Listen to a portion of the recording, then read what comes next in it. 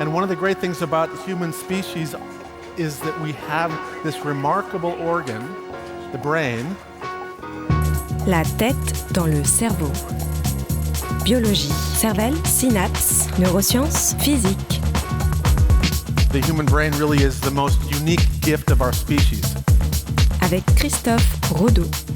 Se faire plus ou moins avoir par un mensonge pourrait dépendre du lien de proximité entretenu avec la personne qui ment. La tête dans le cerveau.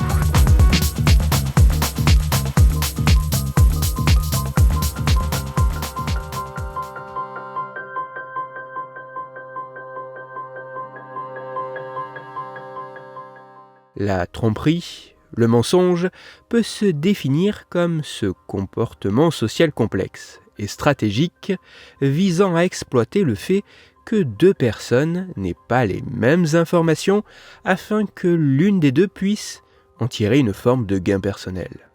S'il est assez bien établi que nous ne sommes pas vraiment très bons pour identifier si quelqu'un ment, est-ce que le fait que la personne qui nous ment soit un proche peut changer les choses?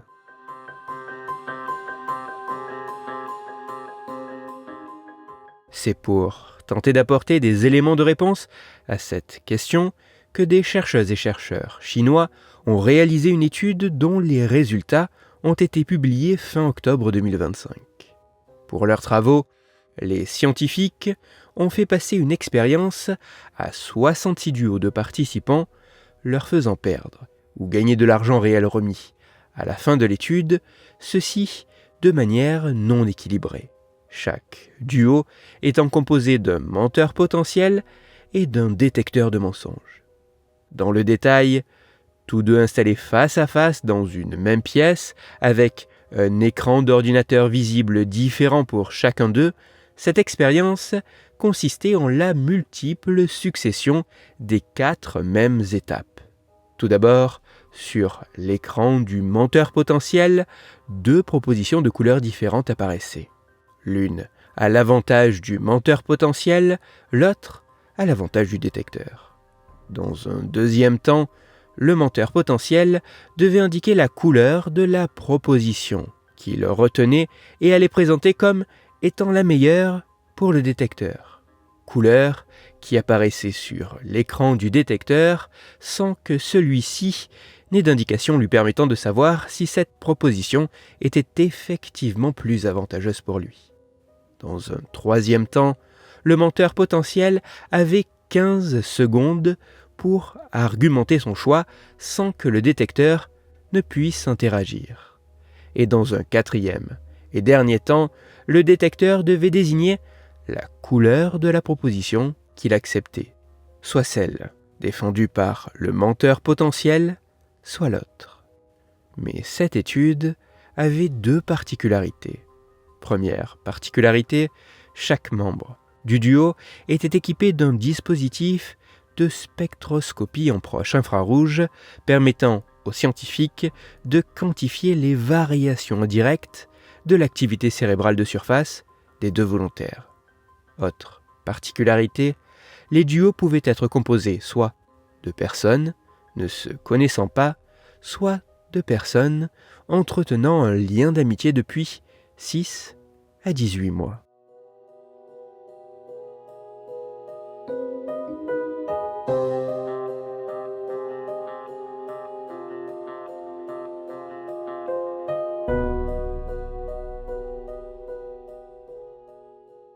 Les résultats de cette étude mettent en évidence qu'amis ou non, les menteurs potentiels choisissent assez massivement de mentir lorsqu'il est question de maximiser leurs gains.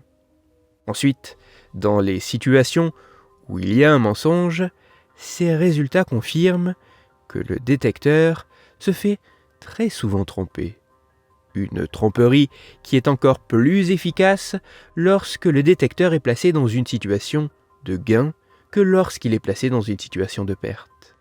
Et enfin, au global, que ce soit dans une situation de gain ou dans une situation de perte d'argent, le détecteur se fait significativement bien plus souvent tromper par un ami que par un inconnu. Un peu comme si la perspective de gain se faisait au détriment du niveau de vigilance des détecteurs, ceci d'autant plus face à un ami, alors que la perspective de perte pouvait certes rectifier cette vigilance, mais pas totalement face à un ami.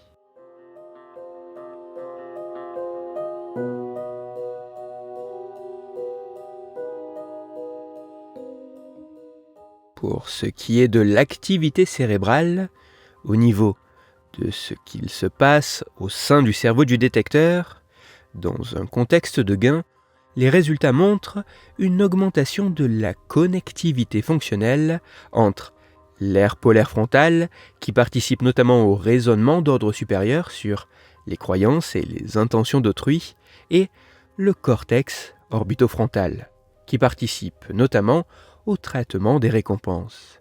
Ceci tout particulièrement dans les interactions avec un ami.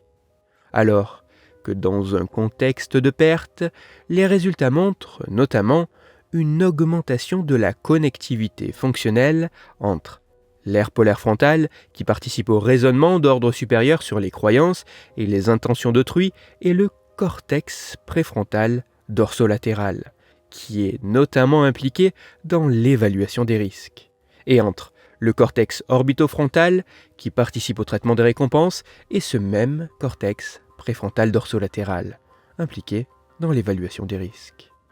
Une implication du cortex préfrontal dorsolatéral qui semble assez spécifique aux interactions avec les étrangers. Des résultats qui vont dans le sens de ce qui est observé au niveau des résultats comportementaux qui semblent montrer une modification de l'implication des régions cérébrales participant à la vigilance lorsqu'il est question de gain. Modification de l'implication de ces régions cérébrales qui restent toujours altérées, même en situation de perte, lorsque l'interaction implique un ami.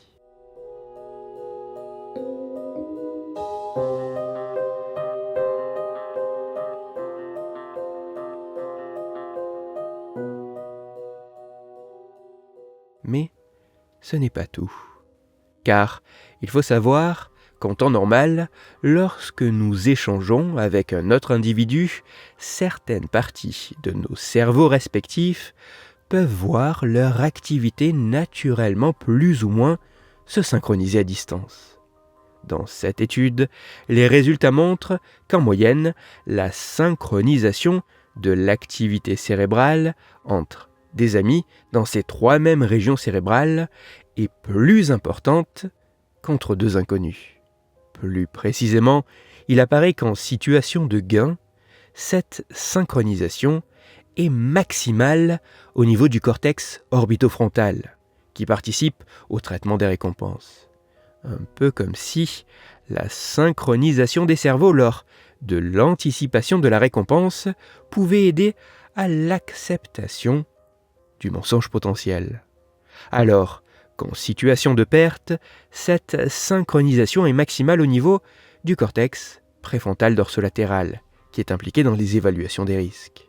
Un peu comme si, en situation de perte, les cerveaux se synchronisaient sur l'évaluation du danger, se rassurant mutuellement, biaisant ainsi assez spécifiquement l'évaluation du détecteur lorsqu'il s'agit d'une interaction avec un ami.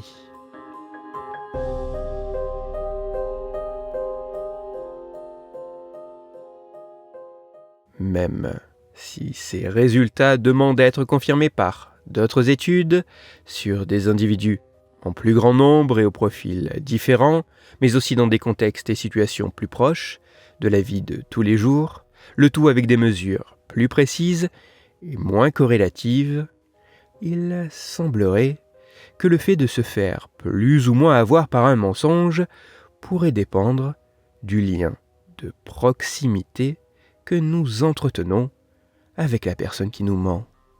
Un fait qui pourrait au moins en partie s'expliquer par une modification de l'activité de notre cerveau bien particulière qui, pour le meilleur comme pour le pire, passerait d'une forme de surveillance individuelle à une forme de sous-traitance de cette surveillance déléguée à l'autre lorsque l'autre est un proche.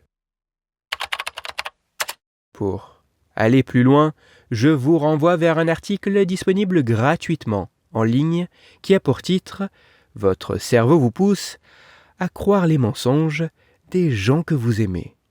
Il est écrit par Oriane Polge et il est à retrouver sur le site scienceetvie.com. Toutes les études scientifiques m'ayant servi à écrire cet épisode, dont l'étude dont j'ai parlé qui est plus complète et complexe que ce que j'ai exposé, ainsi que les références de l'article pour aller plus loin, se trouveront sur mon site, Cerveau en argot, dont le lien se trouve dans la description de l'épisode. Dans cet épisode, j'ai parlé de mensonges. C'est pour cela que je vous invite à écouter l'épisode numéro 270 de La tête dans le cerveau. Dans celui-ci, vous pourrez découvrir ou redécouvrir que le fait de mentir pourrait avoir bien plus d'impact sur soi-même que ce qui peut être imaginé. Pour continuer à échanger, vous pouvez me retrouver sur les réseaux sociaux, sur YouTube ou me contacter par mail. Tous ces liens sont, eux aussi, dans la description de l'épisode.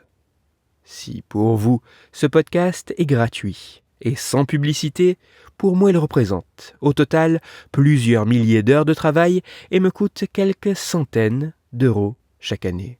Alors, un très grand merci à toutes celles et ceux qui prennent le temps de me faire des retours, de partager mon travail sur les réseaux sociaux et de me laisser de très sympathiques commentaires et 5 étoiles sur les plateformes d'écoute de podcast. Pour me permettre de travailler dans de meilleures conditions, vous pouvez également me soutenir financièrement avec un don ponctuel ou mensuel sur la page de financement du podcast dont le lien est dans la description de l'épisode. Christophe Rodeau. La tête dans le cerveau.